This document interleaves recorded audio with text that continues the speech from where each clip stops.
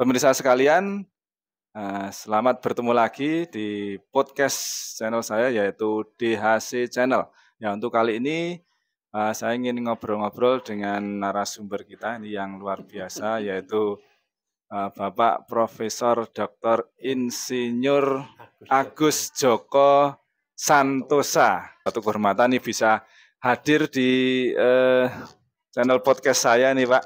Ya, jadi beliau adalah guru besar ini dan juga penulis buku-buku program statistik nih Pak. Iya, kuantitatif. Kuantitatif. Baik, langsung saja nih Pak. Pertanyaannya nih ya, mungkin bisa diceritakan terlebih dahulu nih Pak, nama, alamat dan juga riwayat pendidikan. Oh iya, baik. Nama saya Agus Joko Santosa. Lengkapnya adalah Profesor Dr. Insinyur. Kemudian di belakangnya Sarjana Utama. Saya bertempat tinggal di Perwita Regensi. Kemudian saya beristrikan Ibu Kuskas Riyati. Dia adalah protokol gubernur pada waktu itu dan sekarang sebagai salah satu pengajar di Smile Group. Selanjutnya saya punya dikaruniai anak dua. Yang pertama adalah Anissa Widayati. Dia lulusan STPMD atau Sekolah Tinggi Multimedia dan sekarang menjadi salah satu ustazah di Yogyakarta. Kemudian anak saya yang kedua adalah Adam Al-Hadi. Dia salah satu staf administrasi di UNY Yogyakarta. Kemudian yang cukup menarik, saya selesai kuliah dari UGM pada tahun 80 dan tahun 80 ya Pak. Tahun 80. Dan kemudian saya bekerja di PU Bina Marga dan ditempatkan di Indonesia Timur, tepatnya di Ambon. Nah, kemudian selanjutnya saya ditarik lagi ke Jakarta dan diizinkan untuk melanjutkan studi master dan studi doktor saya. Nah, saat ini saya LL Dikti di DPK atau dipekerjakan di Universitas Persada Indonesia YAI Jakarta sebagai salah satu dosen tetap di Fakultas Psikologi. Oke. Masih aktif mengajar Pak sampai sekarang Pak? Iya Bapak. Jadi betul Mas Dwi, saya masih mengajar dan karena COVID ini saya mengajarnya masih daring. Jadi setiap hari Selasa, Rabu dan Sabtu kan gitu. Oh, yang pertama kali pas dosen itu tahun berapa Pak? Jadi saya dosen sekitar tahun 94 ya, 94. Setelah ya. Sudah dapat gelar master nih Pak? Bukan, malah setelah doktor ya. Setelah doktor. Kemudian saya diminta bantu di Universitas Persada Indonesia. Waktu itu adalah Fakultas Pertanian. Tapi selanjutnya Fakultas Pertanian meluluskan yang terakhir dan diminta untuk membantu di Fakultas Psikologi. Khususnya di saya di program master gitu. Lebih konsen ke apa Pak? Dosen apa mata kuliah? Jadi pada mata kuliah kuantitatif. Ya, jadi kuantitatif. Itu jauh lebih banyak dibandingkan dengan kualitatif. Yang terakhir saya diminta untuk pengolahan data kualitatif. Tetapi pada dasarnya saya adalah peneliti. Pada dasarnya saya adalah peneliti. Saya lahir dari peneliti. Sebelum di Dikti atau Diknas, saya adalah peneliti di Pusat Penelitian dan Pengembangan Transmigrasi Jakarta. Jadi sampai ke posisi peneliti utama. Kalau penelitian seperti itu buat seperti jurnal-jurnal gitu ya Pak? Iya, jadi ada dua yang menjadi produknya, hasil penelitian yang nanti juga akan dilaporkan ke lembaga ilmu pengetahuan. Kemudian jurnal itu kami membuatnya menjadi jurnal internal, dan selanjutnya ada yang menginginkan untuk jurnal eksternal, beliau bisa mengirimkan sesuai dengan keinginan dan kebutuhannya gitu. Oke. Selanjutnya nih Pak, Bapak ini kan juga seorang penulis buku program statistik ya Pak ya. Nah ini bisa diceritakan, ini sudah berapa nih eksemplar bukunya, judul bukunya, terus Judul mulai bukunya, menulis buku itu dari kapan Pak? baiklah. Jadi diawali dengan yang pertama kali adalah metode SAM justru. Metode SAM untuk penelitian kuantitatif. Kemudian itu pada tahun sekitar 5 tahun yang lalu begitu ya. 5 tahun. Selanjutnya dilanjutkan dengan Lisrel 8.7. Ya. Nah, selanjutnya dilanjutkan dengan Epius. Kemudian dilanjutkan dengan Amos, Stata, PLS 2, PLS 3, jadi buku. Kemudian Jeska, kemudian JASP. Kemudian saya tulis bersama dengan rekan saya dari Bali adalah ekonomi bisnis. Dari tahun berapa Pak pertama kali menulis buku itu Pak? Pertama kali 5 tahun yang lalu itu Mas. 5 tahun yang lalu ya? Tapi karena saya nun sewu ya, banyak hari-hari saya yang kosong, jadi saya mempersiapkan setiap hari pasti ada yang saya tulis gitu. Jadinya relatif agak cepat. Agak cepat. Sudah berapa judul buku Pak sampai sekarang?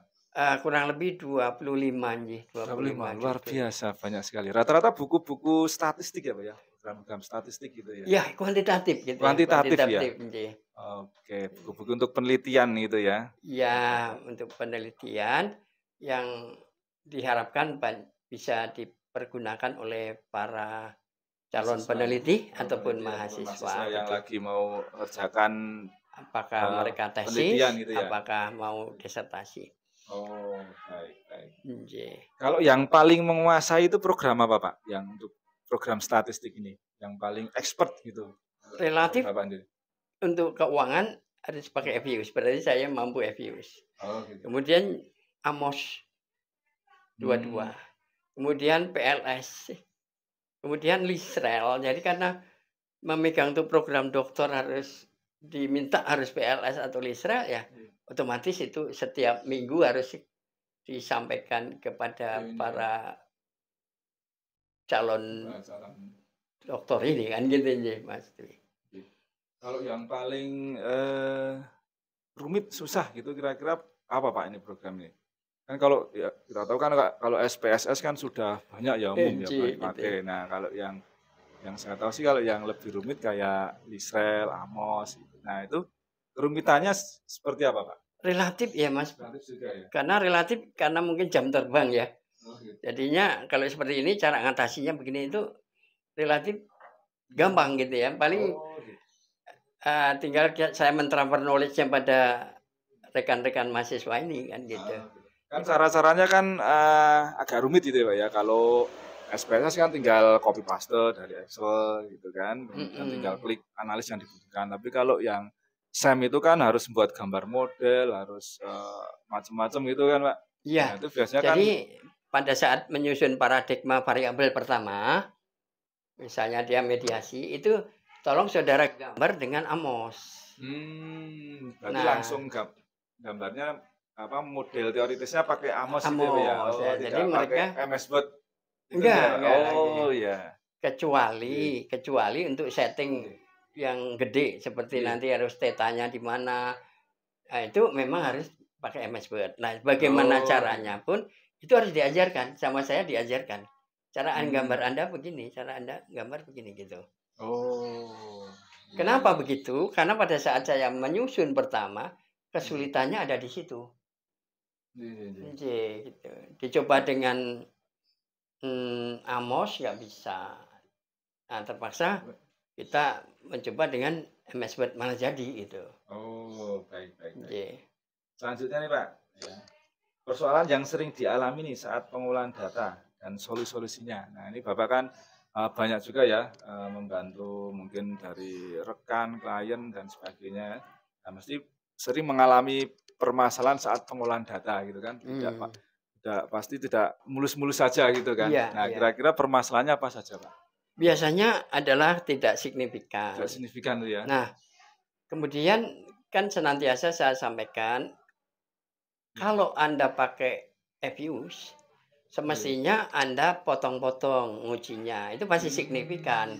Tetapi kalau Anda gabung seperti ini, itu pasti tidak akan terjadi signifikan. Makanya teknis untuk ini dijelaskan dengan sangat rapi pada saat mereka melakukan konsultasi ataupun pada saat saya menyampaikan pada saat pembimbingan atau pengajaran pada mereka gitu.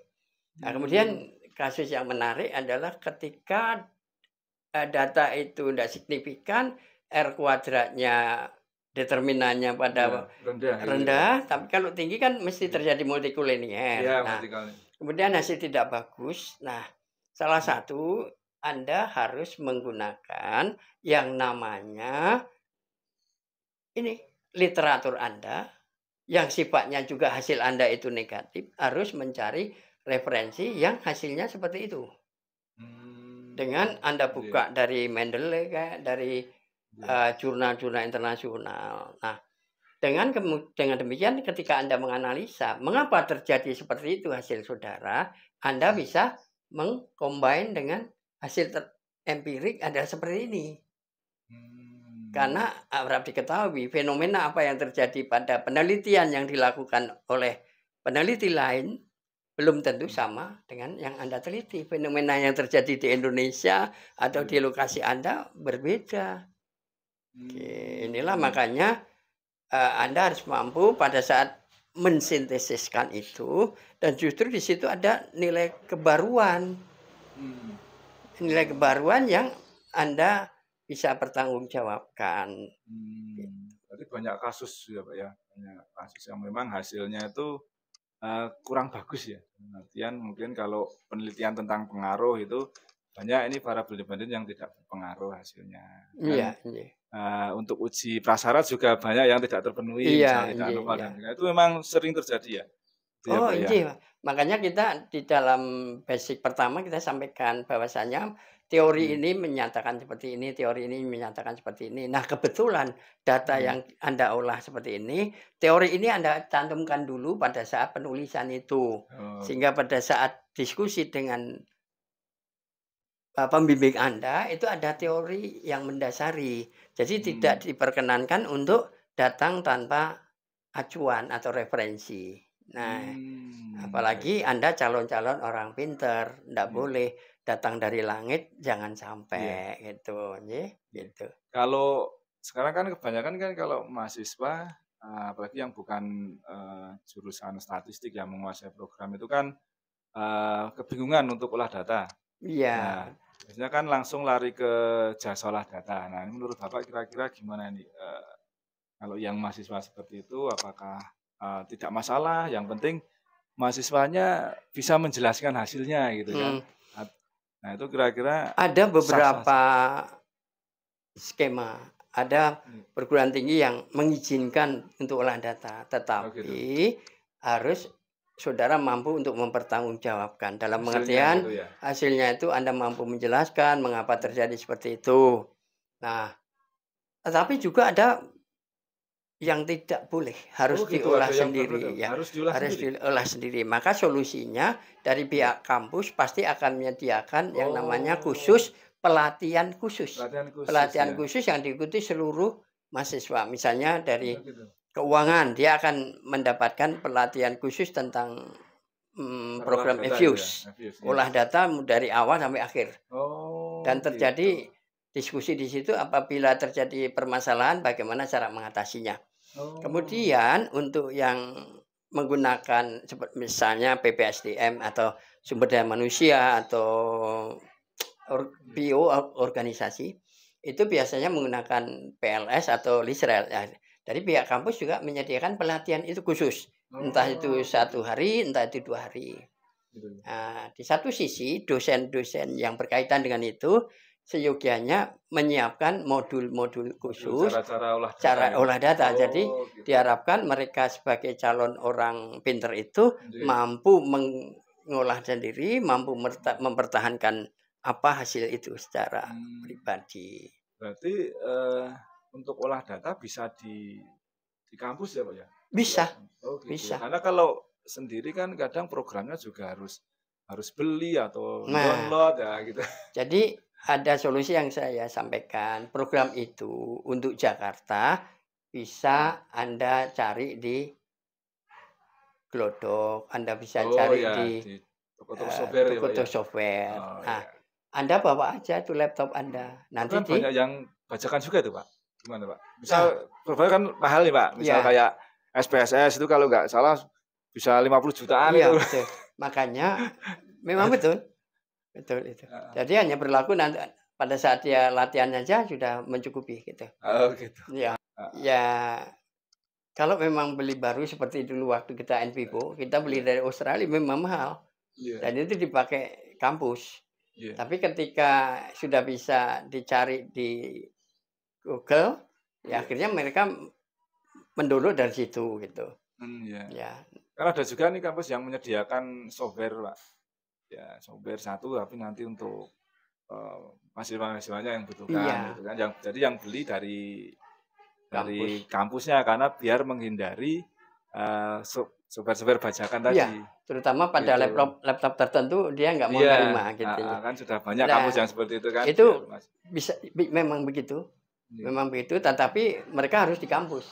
Iya, harus di kampus. Di ruang praktikum itu. Iya, di ruang praktikum. Pada satu sisi para calon master atau dokter kan di luar semua. Ada yang di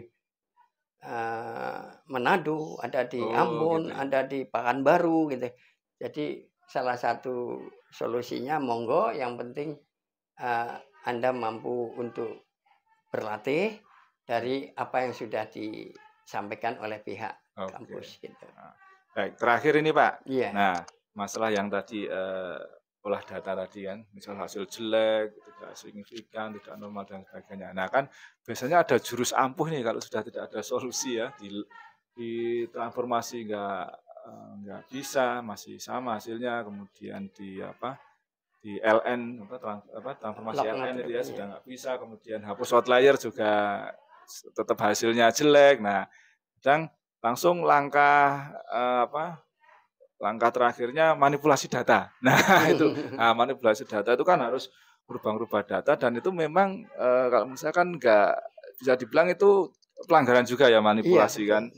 Nah itu kira-kira gimana? Kan banyak yang praktek seperti itu Pak, biar yang penting hasilnya bagus gitu. Iya. Nah kira-kira bagaimana Jadi, Pak? Menurut saya, makanya salah satu strategi saya adalah bagaimana mengajari dia mengolah data dari awal sampai akhir, dan diizinkan ada banyak pertanyaan. Dan satu kata kunci saya, jangan sampai Anda merestruktur data. Merestruktur ya, manipulasi tadi. Kalau bisa memang benar-benar hasilnya murni, kalaupun dirubah ya yang sesuai prosedur gitu kan. Kata kuncinya kan begini, peneliti boleh salah, tetapi harus jujur. Makanya dalam hal ini, setiap case Anda sampaikan ke promotor Anda. Nanti promotorlah yang akan memberikan solusi. Agar supaya Anda tetap clear and clean sampai akhir daripada pendidikan saudara. Ya. Baik, saya kira sudah cukup Pak. Terima kasih banyak untuk waktunya. Wah ini luar biasa nih ya, kehormatan sekali nih didatangi oleh Bapak Profesor Dr.